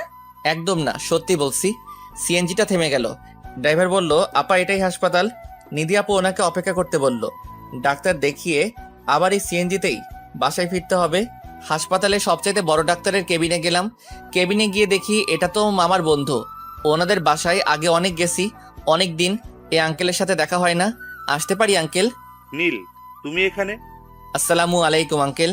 ওয়ালাইকুম আসসালাম। কেমন আছো নীল? আলহামদুলিল্লাহ ভালো আঙ্কেল, আপনি? ভালো, বাট তোমার হাতে কি হয়েছে? ব্লাড কেন? একটা অ্যাক্সিডেন্ট, একটু কেটে গেছে। সাথে এটা কে তোমার? হবু বউ আঙ্কেল। কেমন আছো মা? আলহামদুলিল্লাহ ভালো, আপনি? ভালো। এমন সময় একজন নার্স এসে বলল, একটা রোগীর অবস্থা খুব খারাপ। আঙ্কেল আমাকে বলল আমি একটা নার্স পাঠিয়ে দিচ্ছি, তোমরা বসো। আঙ্কেল চলে গেল। আমরা বসলাম। কিছুক্ষণ পরে একটা নার্স আসলো। নার্সের বয়সটা একদম কম, মনে হয় মেডিকেল কলেজের স্টুডেন্ট, আর একটু স্মার্টও। ভাইয়া, কি হয়েছে? হাত কেটেছে। সেলাই করতে হবে, তাই ইনজেকশন দিয়ে অবশ করে নেব। আপু, আমি ইনজেকশন দিব না। ইনজেকশন দেওয়াটা কি খুব জরুরি? হ্যাঁ আপু, না হলে অনেক ব্যথা পাবে, আর ওনার মতো কিউট ছেলেকে আমি ব্যথা দিতে পারবো না। আপনাকে এখানে কে কিউট সেটা দেখতে পাঠানো হয়েছে? সরি। নিধি আপু আমাকে জড়িয়ে ধরলো, তারপর আমাকে ইনজেকশন দিয়ে দিল। আসলে ইনজেকশন অনেক ভয় পাই আমি। তারপর হাত ওয়াশ করে সেলাই করে দিতে লাগলো। তারপর নার্স বলল, আচ্ছা একটা প্রশ্ন করি? আমি বললাম ওকে করেন। হ্যাঁ। বাট আপনাদের ব্যবহারে তো মনে হচ্ছে না। আসলে নিধি আপু আমার চাচাতো বোন এবং হবু বউ। হো, তার জন্যই তো বলি একটা কাজিন তো আর জড়িয়ে ধরবে না এমন করে। কথা বলতে বলতে সবকিছু কমপ্লিট হয়ে গেল। আমরা আঙ্কেলের কাছ থেকে বিদায় নিয়ে হাসপাতালের সামনে চলে আসলাম। সিএনজি ড্রাইভার এখনো সিএনজি নিয়ে বসে আছে। আমরা গিয়ে সিএনজিতে বসলাম। বাসার ঠিকানা বললাম। আমাদের বাসার সামনে সিএনজি ব্রেক করলো। আমরা ভাড়া মিটিয়ে বাসায় গিয়ে কলিং বেল বাজালাম। দেখি নানু, মামা, মামি, লিমা, হিয়া সবাই আছে। আমরা দুজন সবার সামনে গিয়ে দাঁড়ালাম। এত রাতে তোমাদের বাসার বাইরে কে যেতে বলেছে? সরি মামা। আজকে তোমাদের কিছু হলে আপুকে কি জবাব দিতাম আমি? কিছু হয়নি তো, যাও নীল, তুমি গিয়ে রেস্ট করো। ওকে, এই বলে আমি রুমে চলে গেলাম। আমার পিছনে পিছনে নিধি আপু আসলো। আপু এসে আমার পাশে বসলো। আজকে আমার জন্য তোর এই অবস্থা হলো। এই কথাটা আরেকবার বললে তোমার খবর আছে বলে দিলাম। ডিনার করবি না? না। কেন? দেখো না হাতটা কাটা আমার। ওয়েট, আমি নিয়ে আসছি। আপু নিচে চলে গেল। নিচে গিয়ে আমার জন্য খাবার নিয়ে আসলো। হাত ধুয়ে আমার সামনে খাবার তুলে ধরলো। আমি খেয়ে নিলাম। তুমি খাবে না? পরে খাবো। আমার সাথে খাও। তোর সাথে কি করে খাবো? এক লোকমা তুমি খাবে, আরেকবার আমাকে খাইয়ে দিবে। এভাবে আমাদের খাওয়া শেষ হলো। খাওয়া শেষে নিধি আপু প্লেট নিয়ে নিচে চলে গেল। আবার রুমে এসে আমার পাশে বসলো। অনেক রাত হয়েছে, রুমে চলে যাও। না, আজকে আমি তোর সাথেই থাকবো। না, হবে না। কেন? যদি আমি কিছু করে ফেলি? আমি তো এটাই চাই, আর তোর জোর করতে হবে না। তুই চাইলে এমনিতেই হবে। পাগল হয়ে গেছো তুমি? কেন? সব মেয়ে তার ইজ্জত রক্ষা করতে চাই, আর তুমি কি না? তুই তো আমার স্বামী। বাট হবু স্বামী। ফের এক কথা, দাঁড়া তোর ব্যবস্থা করতেছি। কেমন আছিস নীল? ছোট আম্মু, আমি নিধি। হ্যাঁ মামনি, বলো। ঢাকা আসলে আমাদের বিয়ে দিয়ে দেবে। এত তাড়াতাড়ি করার কি দরকার? তোদের লেখাপড়া শেষ হোক তারপর। না, আমি এতদিন ওয়েট করতে পারবো না। আচ্ছা দেখা যাবে, আগে ঢাকা আসো। না, শিওর দিয়ে বলো, না হলে। না, তোমাদের বিয়ে করতে হবে না। আসলে তোমাদের বিয়ে দিয়ে দিব। ধন্যবাদ আম্মু। আমার ছেলেটাকে পাওয়ার জন্য একেবারে মরিয়া হয়ে গেছিস। কি করব বলো? তোমার ছেলেকে ছাড়া যে কিছু ভাবতে পারি না। আচ্ছা নীলের কাছে দে। ওকে। এরপর আমি আম্মুর সাথে কথা বলে কল কেটে দিলাম। নিধি আপুকে রুম থেকে বাহির করে আমি দরজা লাগিয়ে দিলাম। আমি সাধারণত রুমের দরজা লক করি না, বাট গতকাল রাতের মতো আজকেও রুমে আসতে পারি। আমি ঘুমিয়ে পড়লাম। কালকের পরের দিন আমার জন্য একটা স্পেশাল দিন। কালকে অনেক কাজ বাকি আছে। সকালে দরজা ধাক্কানোর শব্দে আমার ঘুমটা ভেঙে গেল। ধাক্কাচ্ছে তো ধাক্কাচ্ছে, থামার কোনো নামই নেই। এটা নিধি আপু ছাড়া আর কারো কাজ না। একরাশ বিরক্ত নিয়ে দরজাটা খুলে দিলাম। খুলে দেখি নিধি আপুই দাঁড়িয়ে আছে। এত সকালে ডাকতেছো কেন? কয়টা বাজে খেয়াল আছে? হ্যাঁ 9টা বাজে। এখনো তোর সকাল। তা নয়তো কি? ফ্রেশ হবি না? একা একা পারবি? না। এরপর নিধি আপু আমাকে নিয়ে ওয়াশরুমে চলে গেল। ফ্রেশ হয়ে ওয়াশরুম থেকে বের হলাম। নানু মামা মামি রুমে আসলো। এখন কেমন আছি এসব জেনে সবাই চলে গেল। নিধি আপু বলল আমি এখন যাই, 30 মিনিট পরে খাবার নিয়ে আসবো। নিধি আপু চলে গেল। হিয়া আর লিমা রুমে আসলো। এখন কি অবস্থা ভাইয়া? ভালো। একটা কাজ করে দিতে হবে তোমাদের দুজনের। কি কাজ? আচ্ছা, কালকের দিনের কথা কি তোর মনে আছে? কেন, কালকে কি হয়েছিল? সত্যি জানিস না নাকি ফান করছিস? কালকে কি তোমার নানার জন্মবার্ষিকী নাকি? এরকম স্পেশাল একটা দিন ভুলে গেলি? আচ্ছা কি হয়েছে বলবা তো? আর কালকে কি? কিছু না। নিধি আপু রুম থেকে চলে গেল। কালকে নিধি আপুর জন্মদিন। আপু ভাবছে সত্যি আমি ভুলে গেছি, তাই মন খারাপ করে চলে গেল রুম থেকে। আমি ফোন দিয়ে লিমা আর হিয়াকে আসতে বললাম, ওরা আসলো। প্ল্যানিং মোতাবেক হিয়া আর লিমা নিধি আপুকে নিয়ে বাহিরে যাবে। এই সময় আমি সবকিছু ব্যবস্থা করে রাখবো আপুকে সারপ্রাইজ দেওয়ার জন্য। নিধি আপু বাইরে যেতে চাইলো না, বাট হিয়া আর লিমার অতিরিক্ত জোর করাতে সাথে গেল। আমি এদিকে সজীবকে কল করে গাড়ি নিয়ে আসতে বললাম। এরপর আমরা মার্কেটে চলে গেলাম। প্রয়োজনীয় সবকিছু কেনাকাটা করে বাসায় চলে আসলাম। ছাদে চলে গেলাম আমি আর সজীব। ছাদে গিয়ে ফার্স্টে ছাদ লাইটিং করলাম। আস্তে আস্তে সব কিছু শেষ করে দিলাম। সন্ধ্যা হয়ে গেল। আমি আর সজীব আমার রুমে চলে গেলাম। রাত 8টার দিকে নিধি আপু বাসায় আসলো। হিয়া আর লিমাকে মনে মনে একটা ধন্যবাদ দিলাম। নিধি আপু বাসায় এসে আমার রুমে আসলো। সজীবকে আমার রুমে দেখে একটু কথা বলে চলে গেল। হিয়া সজীবকে দেখে আরো বেশি অবাক হলো। আমি হিয়াকে বললাম নিধি আপুর দিকে নজর রাখতে, কোনোভাবেই জানি নিধি আপু ছাদে যেতে না পারে। আর লিমাকে পাঠালাম ছাদে কিছু কাজ বাকি আছে সেগুলো কমপ্লিট করতে। রাতে সবাই ডিনার করে যে যার রুমে চলে গেলাম। রাত বাজে 11:15। আমি সজীবকে ছাদে যেতে বললাম। নানু মামি মামা হিয়া লিমা ছাদে চলে গেল। আমি নিধি আপু রুমে গেলাম। দেখি আমার পিক দেখতেছে ফোনে। আপু তুই আমার রুমে কি মনে করে? এদিকে আসো। আচ্ছা। নিধি আপু আসলো। আমি নিধি আপুর চোখটা বেঁধে ফেললাম। নীলকে করছিস কি? চুপ করে থাকো। আমি নিধি আপুকে কোলে তুলে নিলাম। আজকে এত রোমান্টিক, এত উজ্জ্বল কেন তুমি? এতটুকুতে এরকম? যখন বেবি হবে তখন তো মোটা হব, তখন নিবি কি করে? দেখা যাবে। আমি নিধি আপুকে নিয়ে হাঁটতে লাগলাম। নিধি আপু বলতেছে কই নিয়ে যাচ্ছিস? আমি কিছু বলছি না, ছাদে চলে গেলাম। একটা টেবিলে কেক রাখা হয়েছে, কেকের সামনে আপুকে নামিয়ে দিলাম। রাত 12টা বেজে গেল। আমি আপুর চোখ মুক্ত করে দিলাম। সবাই একসাথে বলতে লাগলাম happy birthday to you, happy birthday dear Nidhi. এসব দেখে নিধি আপু আমাকে জড়িয়ে ধরে কেঁদে দিল। আমি নিধি আপুকে আমার বাহুডরে নিয়ে নিলাম। পরে মামা বলল আরে আজকের দিনে কাঁদতে নেই। এরপর নিধি আপু কেক কাটলো। ফার্স্টে আমাকে খাইয়ে দিল, তারপর নানুকে একে একে সবাইকে খাইয়ে দিল। সবাই গিফট দিয়ে নিচে চলে গেল। আমি নিধি আপুর হাতে একগুচ্ছ কাঠগোলাপ দিলাম। আপু খুশি হয়ে আমাকে একটু মিষ্টি খাইয়ে দিল। একটা দোলনা ফুল দিয়ে অনেক সুন্দর করে সাজানো হয়েছে। আমরা গিয়ে ওটাই বসলাম। নিধি আপু আমার বুকে মাথা রাখলো। দুপুরে যখন জিজ্ঞাসছিলাম তখন না করলে কেন? বললে কি সারপ্রাইজটা থাকবে? জানো কতটা কষ্ট পেয়েছি। সরি, আর হবে না। সব সময় এমন করে ভালোবাসবে তো? মৃত্যুর আগ পর্যন্ত তোমাকে ভালোবেসে যাব। নিধি আপু আমাকে অনেক শক্ত করে জড়িয়ে ধরলো আর বলল কেকের নাম লেখাটা অনেক সুন্দর ছিল।